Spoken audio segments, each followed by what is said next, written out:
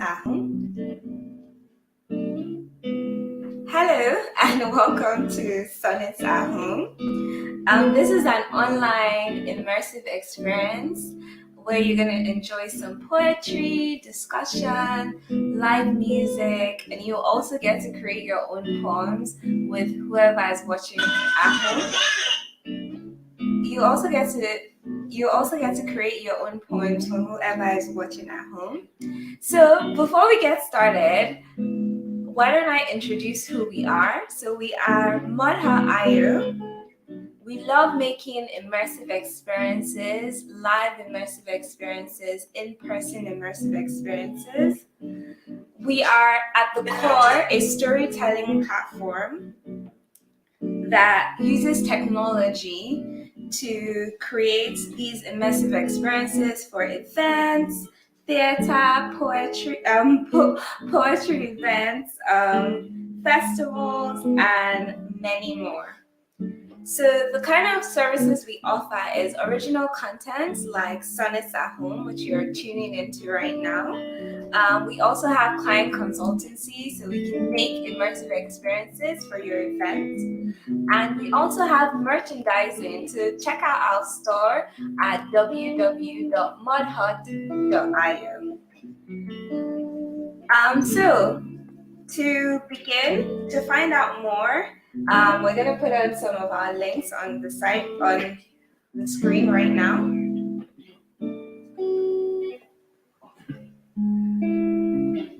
Okay, sorry guys, technical difficulties, but how to participate.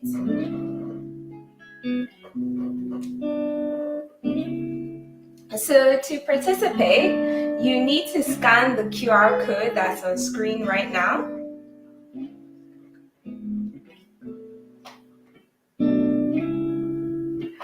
So we've also put the link in the chat. So scan the QR code and tell us what love is to you. So this is really important, and towards the end of this immersive experience, you get to see what you do with those words. So as the poets say their poetry, as we share with each other, we want you to also share with us, to tell us what love is to you, what experiences you've had with love. So just enter one word in the form. You can also put your name, and you can do this as many times as you like during the course of the event. So for example, you can write as many words as you like for what love is to you. So in terms of performance, we're going to start off with me. My name is Bumi, and I am a multidisciplinary artist who loves mixing poetry, plays, illustrate cartoons with technology. And today, I'm going to be sharing with you my own lessons from Heartbreak.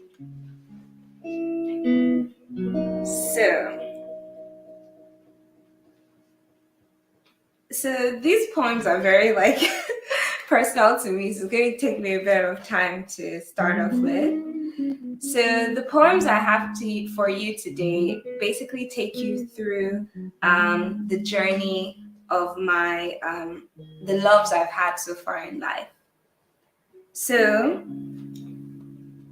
my first poem is titled I have loved 3 times in my life. So here it goes. I have loved 3 times in my life. At least 3 times I care to admit. The first was unaware, but it did not matter because his heart belonged to another. I hurt him in retaliation, but I still gave him my time and myself, hoping he would see me, but he never did. He taught me you cannot force love. The second came to me by accident. but he did not feel the same, at least not in the same way. I still feel the pain, like a wound that never really heals. He taught me to be cautious with love. The third was a love only imagined in storybooks. He was forever in my eyes, but fate was twisted, and our love was filled with battles from the outside world. Eventually, we lost the war. He taught me sometimes love is not enough. I sometimes think 3 times is a charm, no more. But somewhere deep down, I still hold hope for you, my number 4. I hope you will teach me love can be forever. So that first poem kind of just starts off with my story and leads into the other poems I have for you today. And it's an anthology titled Lessons from Love.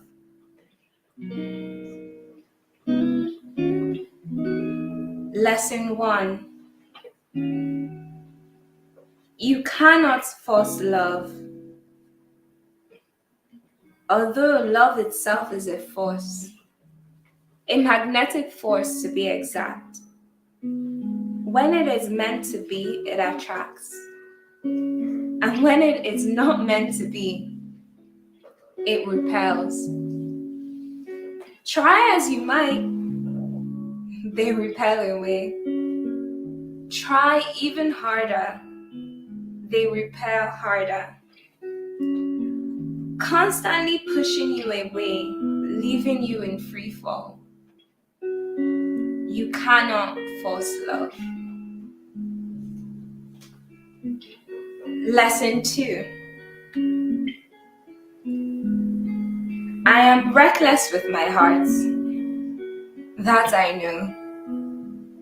Like a child, I run carelessly, not looking at dangers ahead.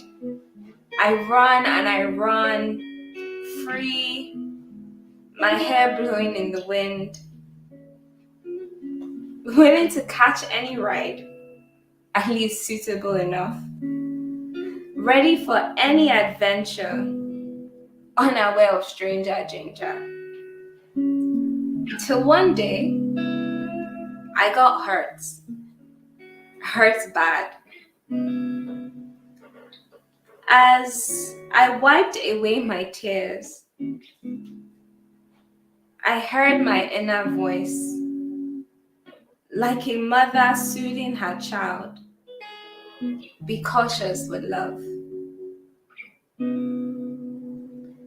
Lesson 3.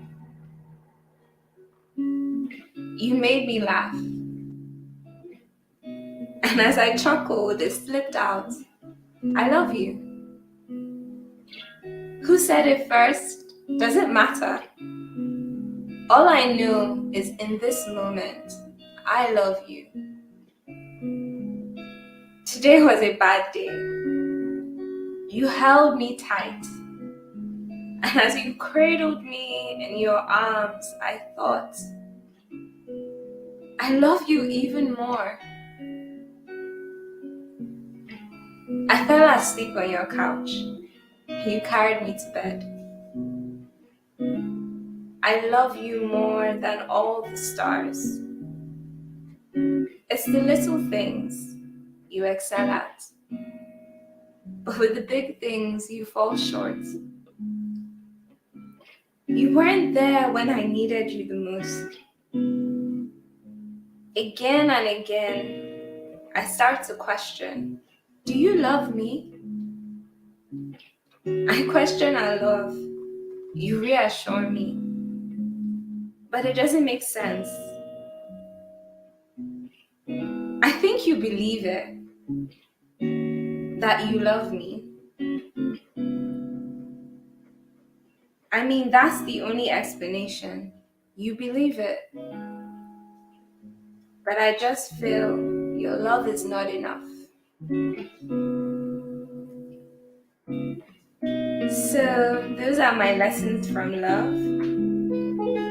So, to end it off, I have a really short poem that summarizes my journey and my lessons from heartbreak. I have loved 3 times in my life. The first taught me you cannot force love. The second taught me to be cautious with my heart. The third taught me love is not enough. But for me, the most important lesson through it all is to love myself first. Thank you. I hope some of those poems resonated with you and gave you the courage to share words that remind you of what heartbreak was to you or what love in general was to you. So I'm going to introduce our next poet, Tony, who is an amazing wordsmith. She also does a lot of workshop on poetry, and yeah, I'm excited to bring her on stage and for her to share with you her lessons on heartbreak.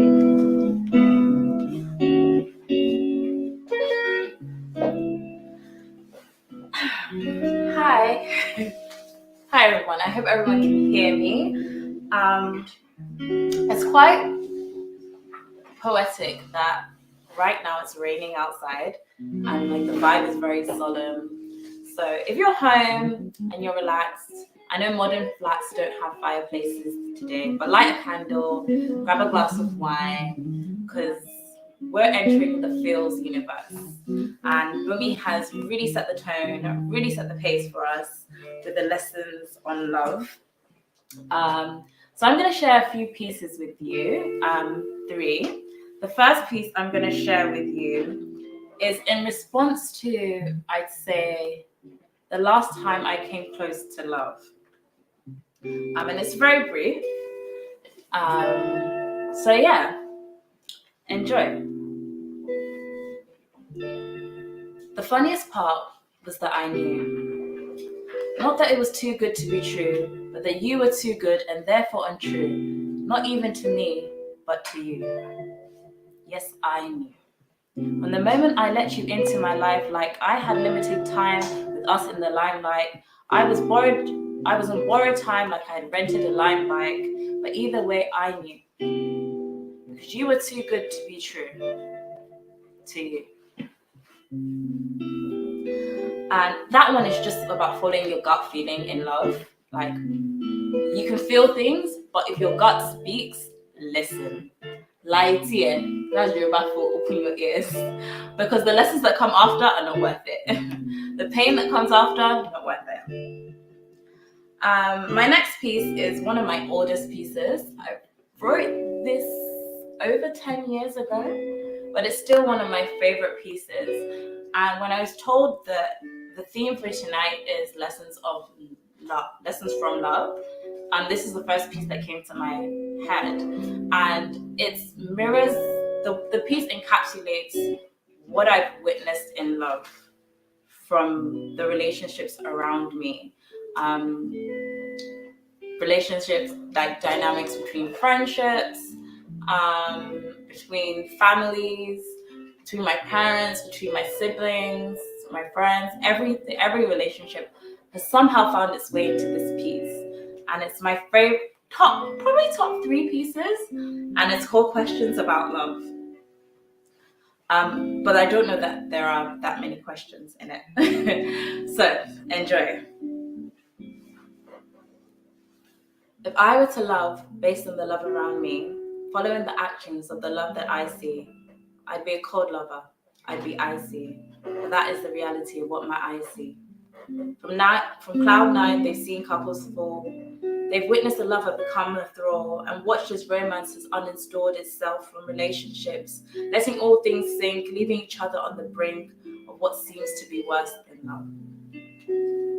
The joys of this emotion are non-existent, for the passion required is inconsistent, and those within proximity are now so distant, while misery seems to be the only thing persistent.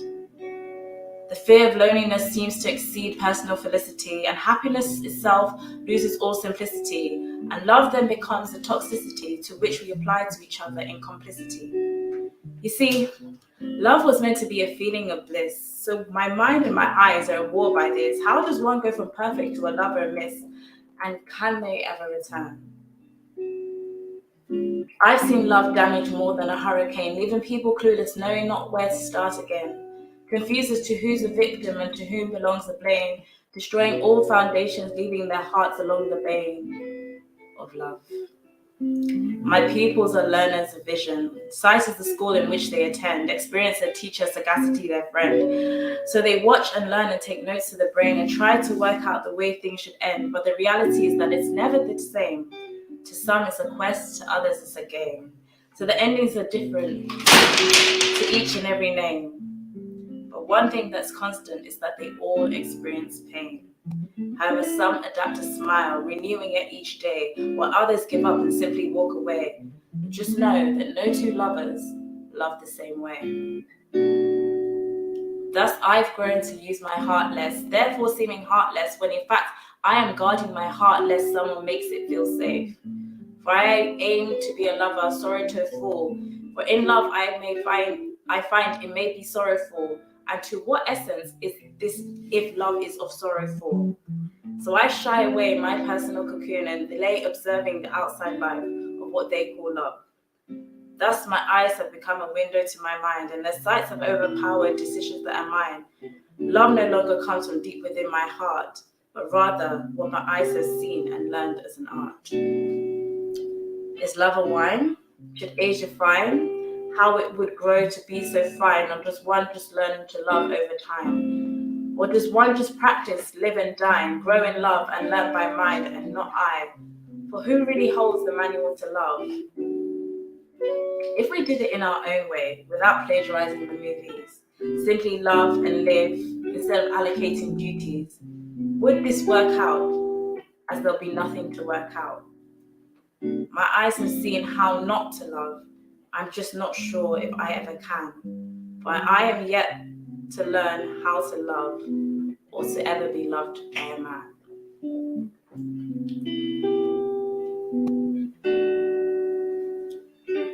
And yeah, my last piece,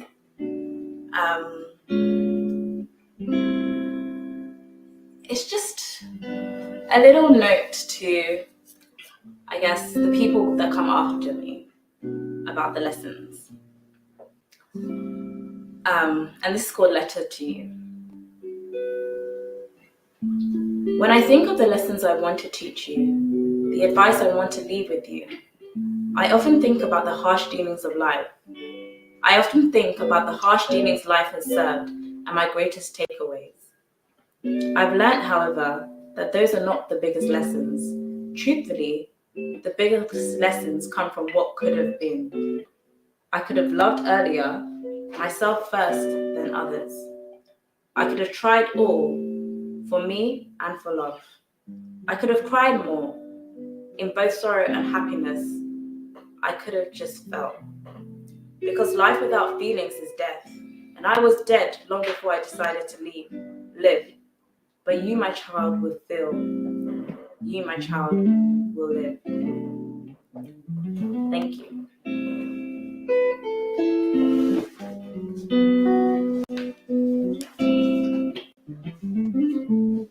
I've been ushered back.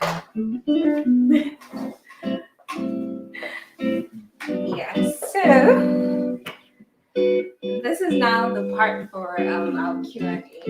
Like, that's a Q&A.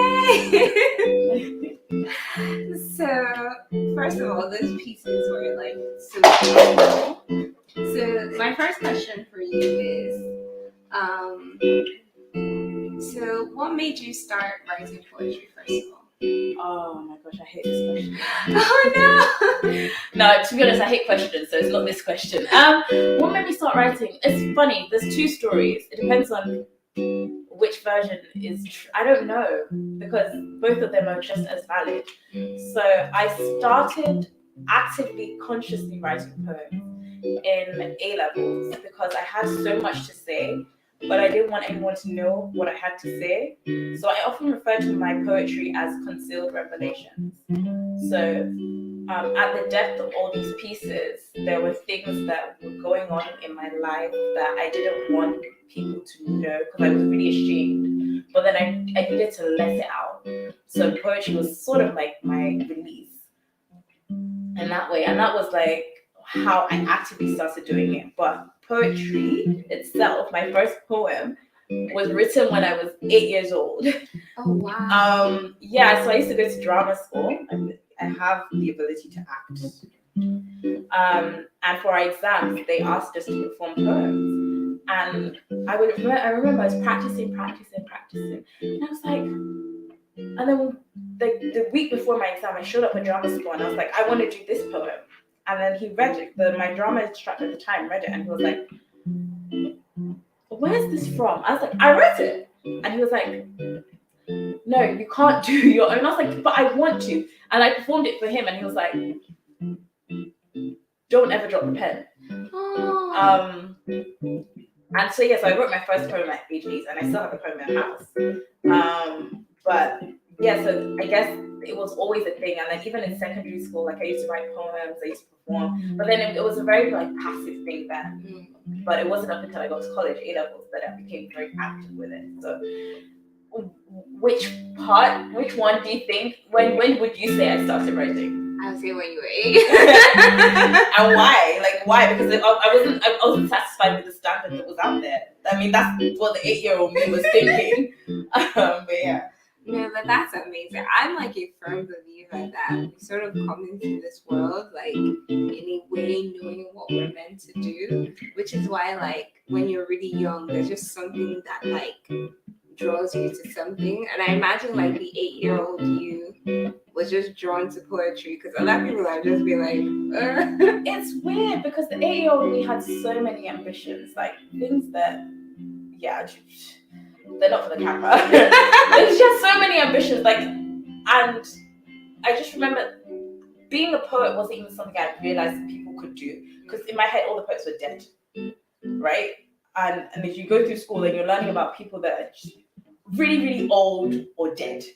So just like, who even wants to be, why would you want to be a poet? And then you start writing your own pieces and then you're just like, am I a poet? Or do I just write poems? Like it's really hard to navigate that in terms of identity. But I did come in contact with poetry. And I would say like words in general, speaking and being emotive, those are the things that lived with me from my childhood down to this point, and have followed me in like my journey in life.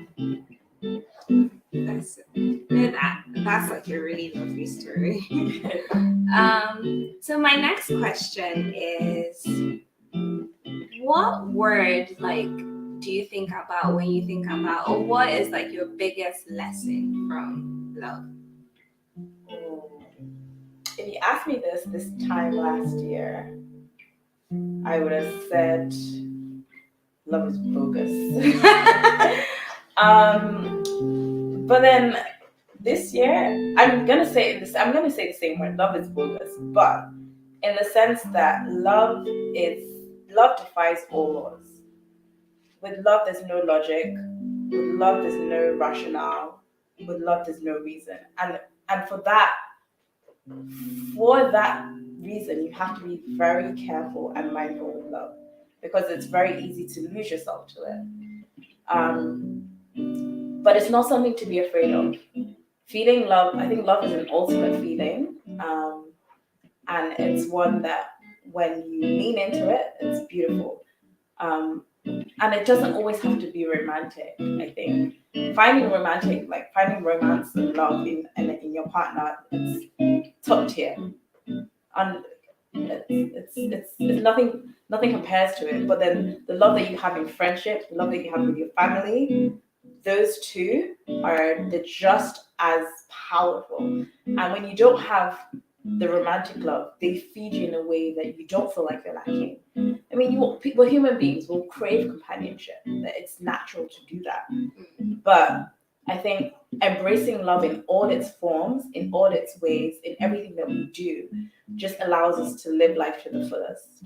No, I definitely agree that, like, yeah, like romantic love isn't like the only sense of love that fills you, like makes you feel whole. Like, I think there's so much of that love to explore with your family, your friends. But I'm one of those people that I'm on the borderline of like love scares me because of how encompassing it is. So, fun fact: I've never told a man I love him. Never. The one, oh my god, I think he doesn't. He's definitely not listening this time. But the one person that I come close, what I said was, "I love you, but I'm not in love with you," and that was the line I used to break up with him, because it was a case of I knew I didn't love you in the romantic way. I love you more as my bro. Until date, like till today, we're bro. Like that's my bro. Like I even still message him. I was like, "Yo, I'm going through some shit. Like, right, like where are you at?" But I've just always I've found it so hard to surrender to love, if that makes sense. Yeah. So I understand the fear, but as I've gotten older, I think I'm leaning into the emotion a lot more. Still very scared of professing it, and I'll actually touch on something in a bit. So I'm very scared of professing it, but I'm not afraid of feeling it, and everything that comes with it, the anxiety, the pain, the joy, the excitement. There's so many things that come with love. But I think the fear that I have now is just professing it, because it's like, damn, I've really like done it. It's just because I've gone so far without ever saying it. I think that's why I'm so scared of saying it. But in terms of feeling it and leaning into it, I'm not afraid anymore. Would you think, is it just saying the words out loud, or would you think like you could write a poem to kind of? So, and this is why I said I was going to get in touch on something in a bit. I have a thing about, so one thing that a lot of writers will tell you to do is to journal, right? And I tell everyone to journal because I believe pouring, like, it's a release. I don't journal as much as I should. And that's because for me, writing means it's real. So I really struggle in terms of articulating the things that I'm not yet ready to deal with in words, in paper, in any form. So I would just not do it. It's probably here. Like there's definitely a poem for the person I love in my head. But in terms of putting it down or saying out, I'm not doing that. No, I get it. Like, because I've only ever told one person I love them, but then I think I have been in love previously, but then I think my mind sort of registers it after the fact. So hindsight is 2020, right? Like you know that that was genuine love. And there was one person that I hindsight had shown me that I definitely did love. And I think since that person, I was finding that type of love again. The last person I was seeing showed me that the love that I desired existed. However, that wasn't the love for me.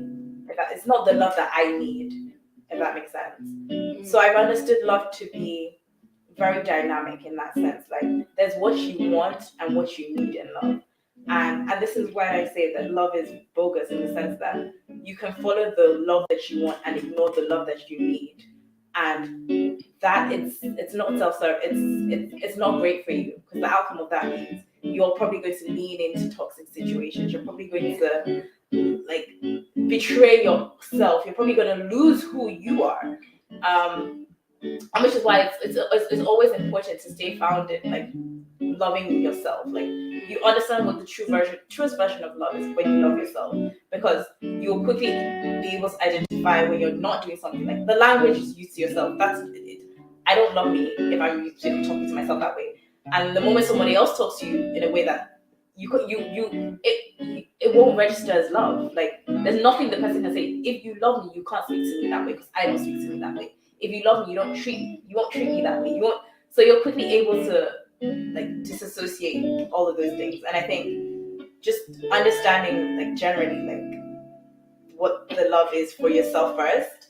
Yeah, it's that first. And I think to add to that, there is something about like when you spend that time focusing on like loving yourself, I feel like you get like this inner voice that kind of like it's like a meter to tell you when something doesn't feel right in your body. Yeah, and that's why I said like in the first poem, like when your gut says no, listen, like your body is so I in more recent years I started listening to my body. My body talks.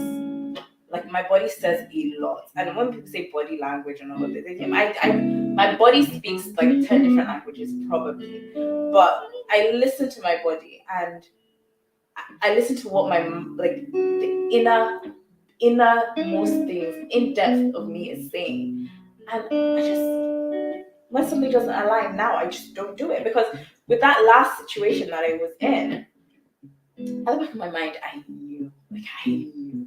But then I was getting, like I said, the love that I wanted. Like I was being loved out loud. The person was going around telling all my friends, yeah, like your friend, this one, that one, the other, coming to my house to pick me up, meeting my friends, getting all my friends. Like it was good. It was these are the things you want in a relationship. Yeah. But at the core, there was something like this isn't for you. That just isn't This right. This is not the love you need. And now that I've started to experience the love that I need, I'm just like, and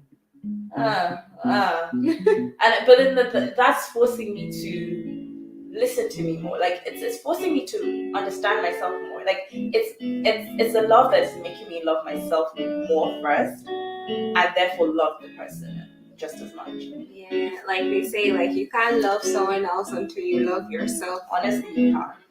Like you really can't. And no, you just end up in a toxic ball of you do me, I do you, and it just never works out. Yeah, I definitely think like listen to your gut. Like self-love is like one of the most important love, and then like I think we talked about it in last session, and then you have the other forms of love kind of like help. Yeah. But a very random fact about body language is that body language is actually extremely real. But because human beings have learned to communicate via audio, we've forgotten like I have not forgotten. It's so funny because my friends that like I'm that person that they can't hide. My face can't hide what I'm feeling. So if you say something I disagree with, I would think that my face is very neutral. My face is not neutral. My body language is just like, what is this? And everybody's just looking at me like, compose. And I'm just like, oh, sorry. Oh yeah. Sorry, I drifted off there.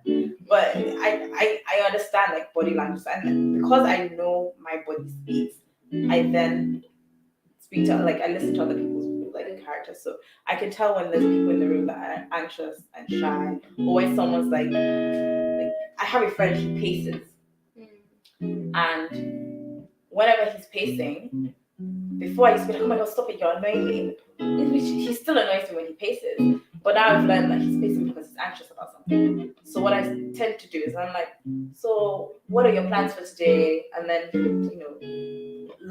talk to me about everything, and then line things up, and then over time he just sits down, and I'm just like, I'm at ease because you're at ease because we've talked it out. And as opposed to you're pacing, you're annoying me, what's going on, and everything like that. So I've learned to pay attention to language and help people like understand themselves as well in that way. That's actually a very like beautiful thing, because I read somewhere that like the best way to love people is actually by coming outside of yourself, because I think a lot of times like we're in our heads a lot, especially when like we're in a relationship with somebody, we think about, oh, this person did this, but then sometimes when you come out of yourself and look at someone else, you realize that their view on the world is different, and like what you would think they're doing might not necessarily be what is in your mind. It's the common phenomenon of projection, right? Where we just project whatever we understand things to be on someone else. And I think friendship has taught me this to the highest extent, that people's experiences are very unique. No matter how much you can go through the same thing, like I went to boarding school with a bunch of people, but the way we all remember that boarding school totally different. Some people are like, yeah, it was just part of life. Other people are like, oh my god, I would do it again. And me, I'm just like, God, I hated it. I feel like you hated it. I didn't even know you hated it. I'm like, yeah, I absolutely hated it. The way I present my hate is different from you, but then have understanding that, and like how the rain would have different effects on people, sun would have different effects on people. Like understanding that there's a nuance in the way things appear to people, just means that when I am responding to things, I'm just like, oh, slow down. You're irritated by this, but how does this person feel about this? Or you're okay with this, but how does this person feel about this? And it just means whenever people do things, I don't take things so like, why would you do this to me? It's just oh, you've done this because obviously this means something else to you. Yeah. I want to understand that. And I will only invest myself if I care about the person. I don't care about you. I won't seek to understand. I'll just be like, I'm sorry, and be going. But if I want to like, if I care about you, I'll seek to understand, why do you think that way? What are your experiences? What has led you to come to this? And then I'll also share mine, because that's what life is about, sharing experience. We don't have to experience everything in this life. I always tell people, like, a lot of the things that you want to learn, somebody else has done it before you. The Bible, a lot of in fact, all of our problems exist in the Bible. If we're keeping it bug, every problem that we have, if you go inside the Bible, you find somebody. I remember when I was writing diary entries when I was going through a depressive episode, and then one day I was reading the Bible. I think it was Psalm 88, and I was reading. I was like, who copied my journal? I was like, what's going on? I was so baffled. But like a lot of things, like nothing is unique. Like no experience is unique to us. What is unique is the way we approach these situations. So it's really important that we have an open mind and understand like everybody has different experiences. And for that reason, like I feel like the more you lean into that, you become so much more unoffendable in life. And like a lot of things just don't get to you. Like things don't hurt you as much. Like you realize that people do things not to you just because of the way they are, and like you just keep moving. It gives you a lot of peace. Yeah. Definitely. Because like I used to be very anxious, and like can be sometimes, because I'm like, oh, I hope I didn't offend this person. And then the older I've gotten, I'm just realized I have no idea what that is going on in that person's head. Yeah, that would have offended me, but who knows? That might not offend that person. But then and apparently that coming out of yourself to see other people is actually what a lot of people find extremely attractive. So like I'm joking. but yeah, apparently that's how that's one of the most seductive qualities of people. Like people that people that are able to like look outside of themselves and see other people, because like human beings, we're all craving connection. We all want to connect with people, and people that are able to look out of themselves and reach out to somebody else, apparently people find that like that's one of the most attractive traits also. It's so funny you said that connection thing, because I feel like in the age that we are, people are presenting different to what they believe in the sense that I agree. I think everyone is craving connection and companionship. I think that's what everybody ultimately desires.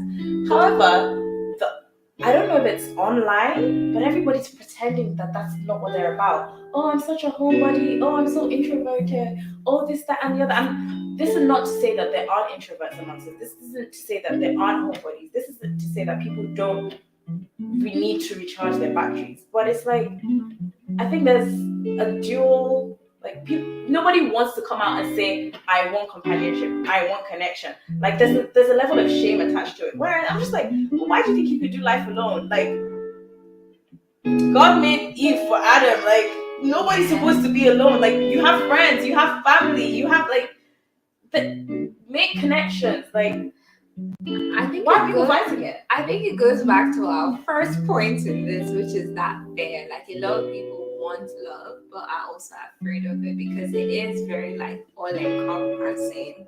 it is very scary to be vulnerable with people. Oh, It that's is- true.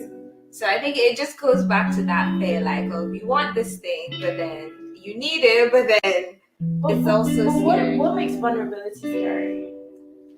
Because to me, vulnerability is powerful. The fact that you can open up your weaknesses, lay them bare in front of anyone, even yourself, and admit that this part of me is tender. This part of me is sacred. I think that's a very powerful thing. It's humility and it's finances. To me, that's attractive. That's sexy. It's definitely. So I'm just wondering why are people so scared of vulnerability? I think it's the rejection, because everyone has that story, whether they were 5, 10, where they were vulnerable, so they were in their 30s or 20s, and they felt that rejection. Like, it feels very powerful to be vulnerable, but then I think when you're still growing, particularly, and you're still not very strong in yourself, and you open up and you share who you are, and someone rejects that, I think that is like one of like the most painful heartbreak ever. But we don't like everything. Nobody likes everything. Nobody likes everyone. Like, there's some people we just don't like their faces. There's some people we don't like their voices. There's something we're not supposed to like everything. So we can't accept everything. So therefore something's going to be rejected. And if you're going to reject someone or something, you're going to be the rejected at some point. So like, why can't, like, I'm not saying this is easy or anything. And this comes from somebody who went through rejection upon rejection in so many ways. And that's probably why I got to this point. But I just feel like rejection needs to be normalized. Yeah, it's part of life. I used to be very afraid of rejection, but then I see it more as a benefit. Like, I would rather have the rejection so I can go where my path is than to not be rejected and then be on some journey with someone. Go where you're loved and not where you're tolerated. Yeah, but it's taking me a long time to get there, because it is like, even when I get rejected now, it still hurts. I might cry for 1 or 2 days. And that's perfectly fine. You're a human being. I'll be scared of you. You've never cried in your life. Yeah. But then ultimately, I think back and I'm like, okay, yeah, like, this is not my path, and it's better. I want to go somewhere that feels like home. I don't ever want to be somewhere where I'm just there and I'm not appreciated for who I am, and then I have to go into my shell.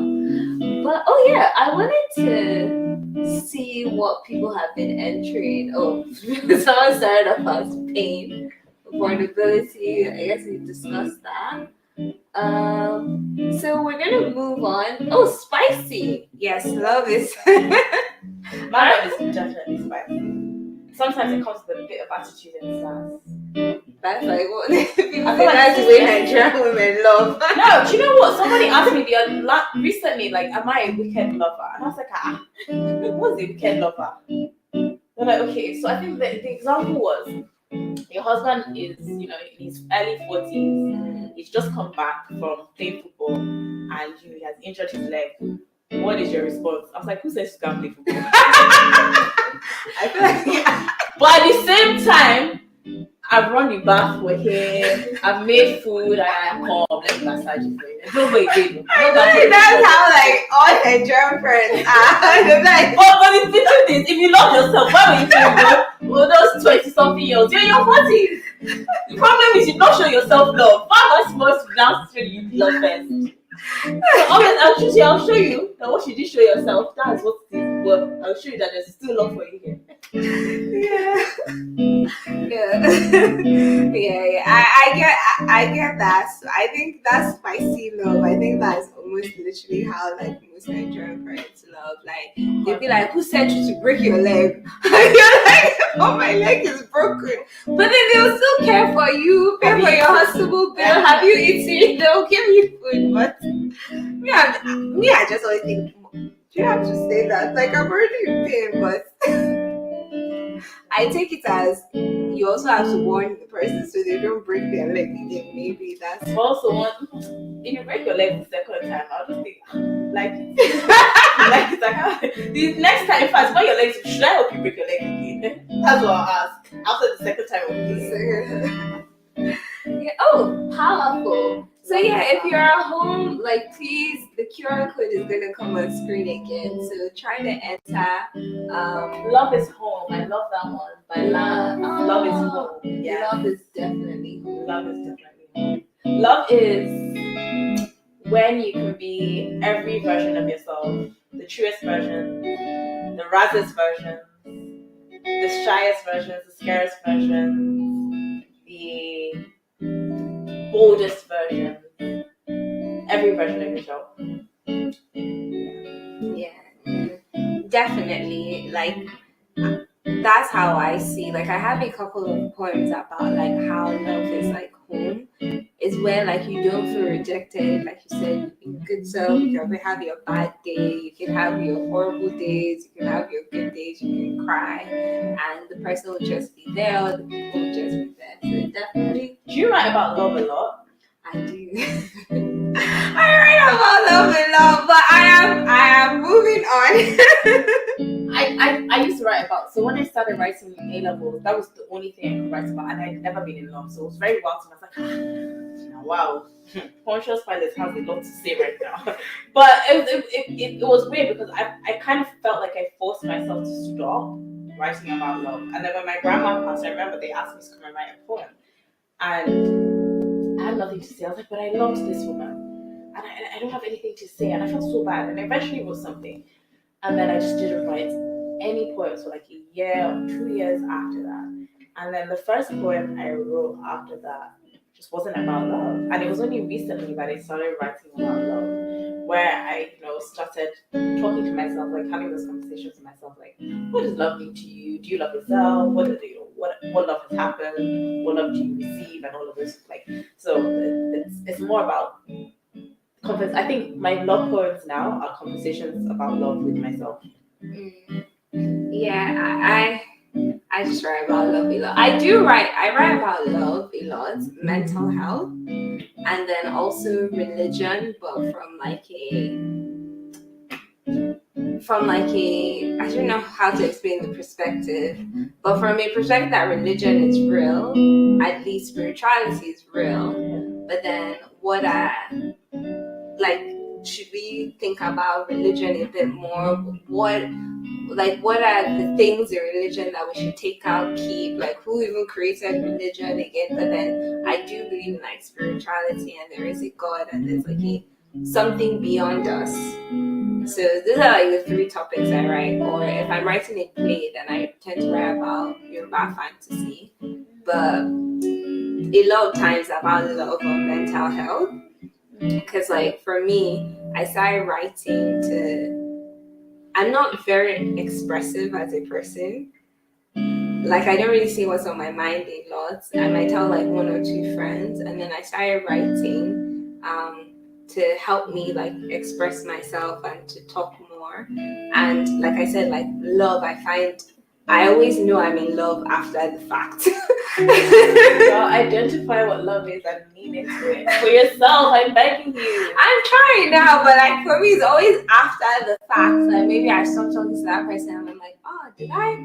Like, but in those instances, is it actually love, or is it like you're just so fond of the person and you just liked everything? Because sometimes you like familiarity and love, like being familiar with something and just like the feeling, like the good feeling, the goodness and all of that. Sometimes we might think that that is love, and it might not be that. Yeah, it's a familiarity. I know all I know is that I've had like I said, my from like 3 loves, and I think 2 of them I always felt like after the fact I felt like my heart was in pain. But then like I remember first time I realized I was in love was after the fact, and I just felt like my heart was like in physical pain, and I was like, this love songs what they're writing about. When that happens, love sucks. It's true. When that happens, love sucks.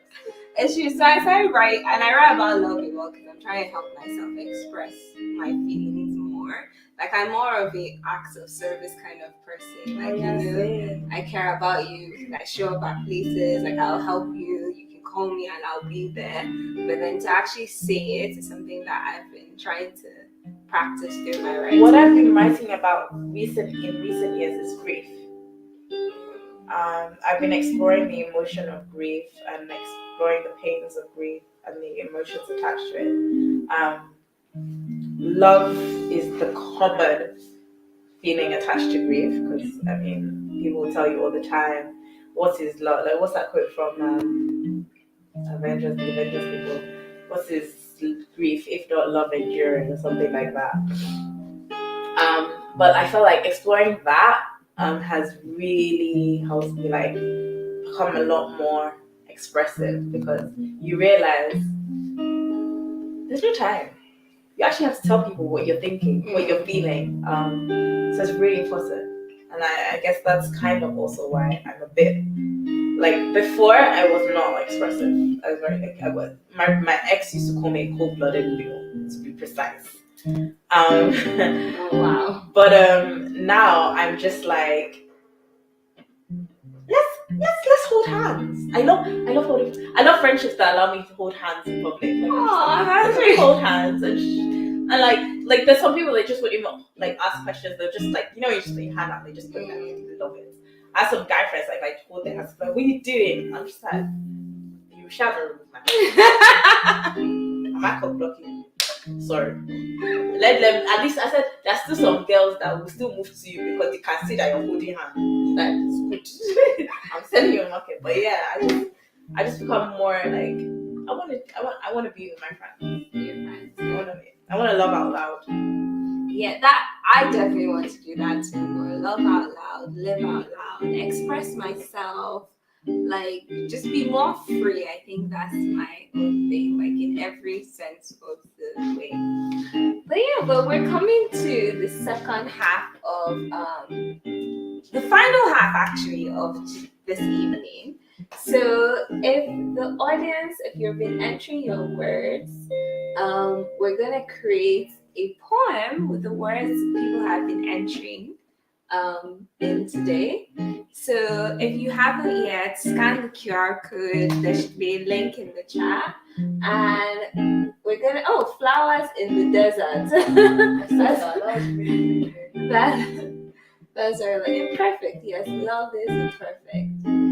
So by love is risking it all. I wanted to point that one out. I saw that love is risking it all. Yeah, definitely. Yeah, risking it all. Very risky. It's very risky, but it's worth it in the end when it works out. So, we're gonna create our first poem. So, like I said in the beginning, at Mudhole, we like to use technology to bring people together. So, we're gonna create a poem with the audience at home, basically. So we're gonna create our first one based on the words people have been entering.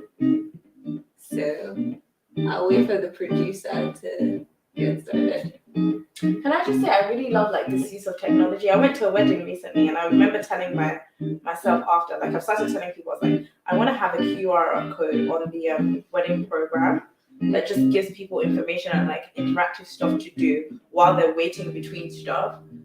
Like, but it's still very on theme about my wedding and like, or just about me. Oh, hire us! How we do these? I was just like, I was just like, and then also like a QR code, like you scan it and they're like, switch off your phone. Like during the wedding, like the ceremony, phones were going up. I'm just like, where's your phone on? Put it on silent.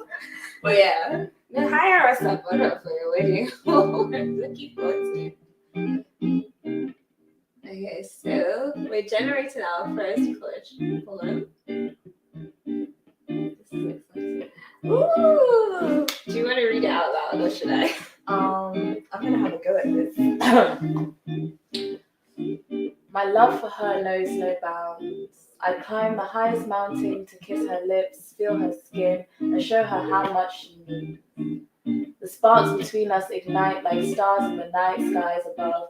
For the moment, I'd lose all sight of the world except for her love. It's very powerful. She holds my heart and my soul, though I can hardly explain the strength of my love so bold. I'd love her through every string.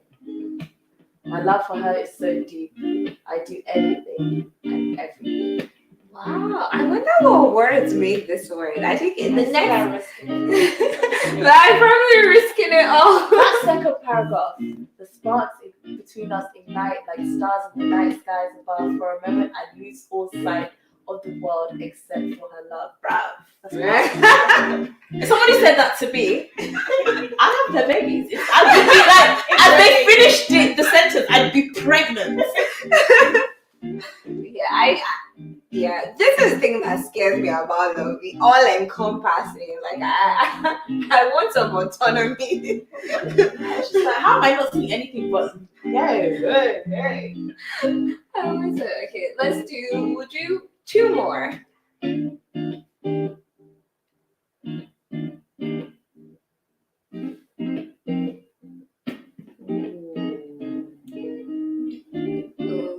This is a complicated. I want you to do this. I don't even. Okay. And when love is unrequited and hearts are unbearably broken, still kindness is a flame ignited. By deep candor, death can't be token. Through love can be unkindly cruel, and bitter words may sting and burn. Still kindness has a gentle feel to heal and help broken hearts to turn. Let kindness be the call of love, its arms entwined our silence. Let peace and joy its presence prove. Sorry. Blessed are those who show such kindness. So this is definitely kindness. I like this. Well, this is like, you know when you go through friendship breakups? Like, this is the healing one. These are the healing words you need to hear. Yeah. These are the healing words you need to hear. Like, this is nice. Yeah, I like this. Still, kindness is a flame. It's hard to choose kindness, man. Yeah, it can be hard. But it is. I think it's. No, that you see that when they go low, you go high. Sometimes you want to go lower. It's hard. What I just always think is just that life is tough, like already. Like when people are mean, I'm always like, life is so hard. Why do you have to add to like the meanness of it all? Like unprovoked. Why? Yeah, but it can be hard to be kind sometimes. Okay, we'll do one more. I feel like this might be kindness again. Oh no, it isn't. Do you want to take this one? Okay. Life is a story so brief and strange, a melody both passionate and strange. A love, of course, holds great importance, a deep emotion on which we must dance. Love sees no race, no gender, no bounds, a bond and emotion without sound. It leads us through all our sorrow and strife, lifting us up in joy and love's life. Love is the greatest of all human traits. It relieves our grief, it comforts, awaits. It shows us the way when all else fails, and with its light our hearts it heals. Wow. I think the audience tonight, you guys have really narrowed down love. Wow. I don't think I'd ever articulate love like this. Yeah. Melody both passionate and strange. Strange. I was giving Amapiano meet I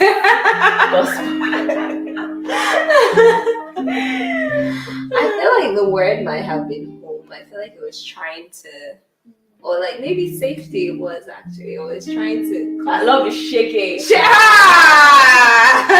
Who hurt you? It's funny because I'm working on a project with somebody soon that has something to do with love and shaking. So if it's you that did that, sis, I hope it's you. Wow. But if it's not her, and you know somebody has showed you shaky, I'm so sorry. Take it home. Yes, we send you love and kindness. Yes, hopefully your next love will show you home. Amen. I know it's more shaky. Hopefully. Okay, so we're coming to the end of our evening. So we're just going to show you what we have next up on Mod Hub. First of all, Tony, thank you so much for joining me tonight. This was so much fun. I had such a good time. And like, thank you for sharing your poetry, your experience. Like, it's been an amazing evening, if I do say so myself. So thank you, audience at home, for tuning in. I really appreciate you guys, and thank you also for sharing. Like, I'm sure whoever wrote Shege, that was very vulnerable of them. So thank you so much for recovery. Step one, yes. So thank you for sharing. So up next, I'm just going to talk about what we have coming up next. So for Madha, you probably will see this in the presentation at home. We have our next at home experience, and we're going to move away from the topic of love. And our next project is called In My Feelings. Tickets are live now if you want to sign up and get ready. We're going to have it online on the 24th of May. It's on the screen, which I can't see, but the date is there. 24th of May. 24th of May, and it's going to be virtual like this, and we're going to have more poets, and we're going to also change up the technology a bit, so they're going to be a little bit more cool features for you guys to experience at home and feel more immersed in the experience. And we'll have a live event soon, so if you follow us on like Instagram, Twitter at mudhut.io, so that's MUDHUTIO, or you go to our website, you see when our next event is coming up. So thank you so much, and good night. Good night, everyone. Good night.